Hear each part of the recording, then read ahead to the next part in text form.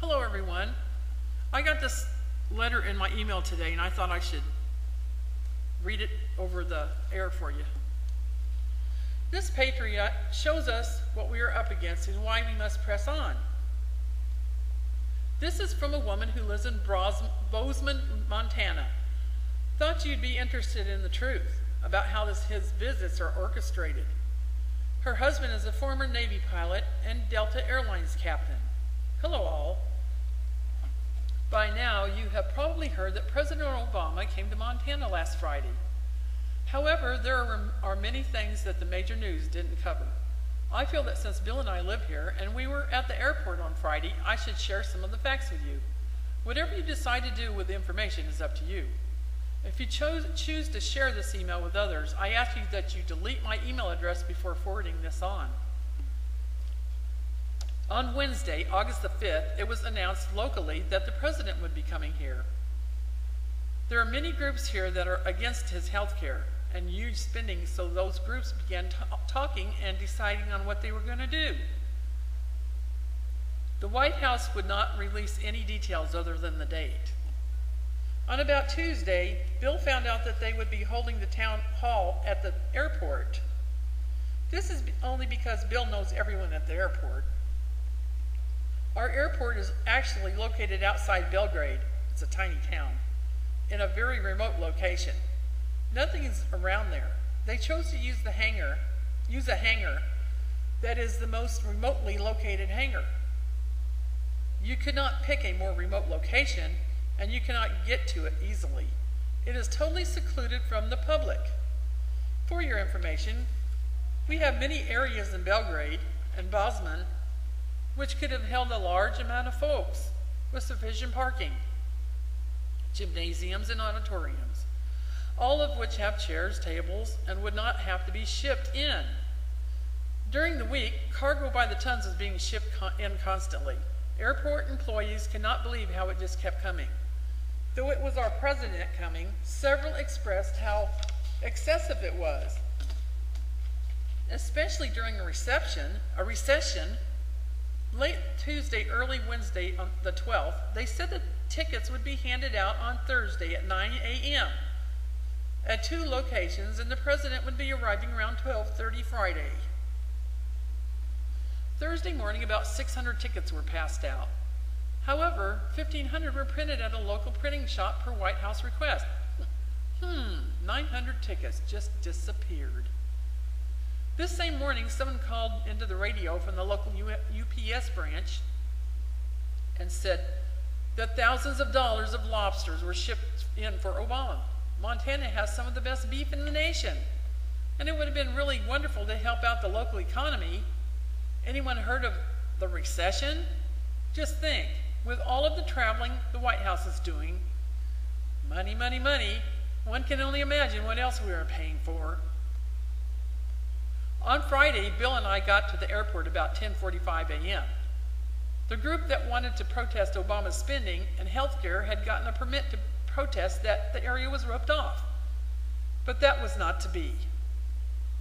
A large bus carrying SEIU, Service Employees International Union, members drove up into the area, illegal, and unloaded right there. It was quite a commotion. And there were specifically 2 SEIU men trying to make trouble and start a fight.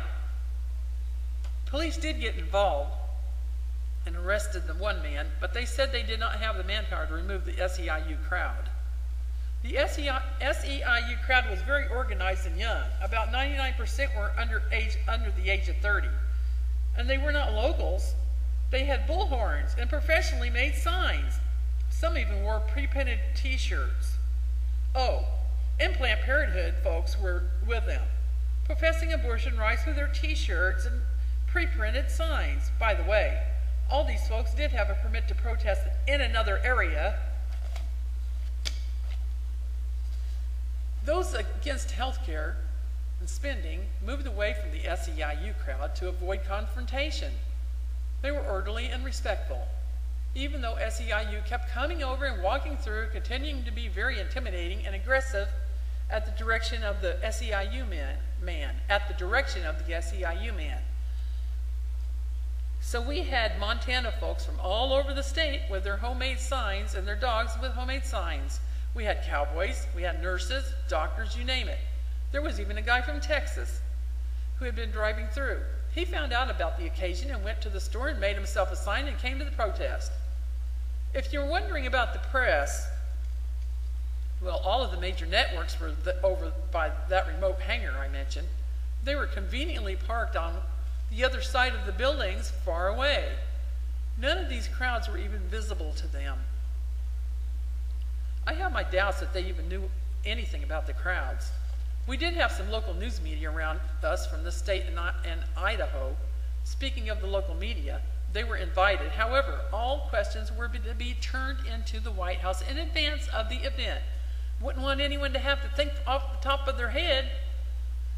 It was very obvious that it was meant to be totally controlled by the White House. Everything was orchestrated down to the last detail to make it appear that Montana is just crazy for Obama and government health care, even those people that talked about their insurance woes. The White House called our local HRDC, Human Resources and Development Committee, and asked for names. Then the White House asked those folks to come. Smoke and mirrors, everything was staged. I am very dismayed about what I have learned about our current White House. The amount of control and manipulation was unbelievable.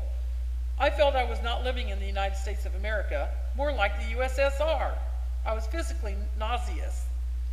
Bill and I have been around when presidents or heads of states visit. It has never been like this. I am truly very frightened for our country. America needs your prayers and your voices.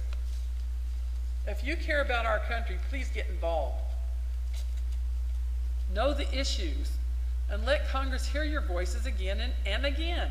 If they are willing to put forth so much effort to bully a small town, one can only imagine what is going on in Washington, D.C. Scary. To compel a man to subsidize with his taxes the propagation of ideas which he disbelieves and abhors is sinful and tyrannical. Thomas Jefferson.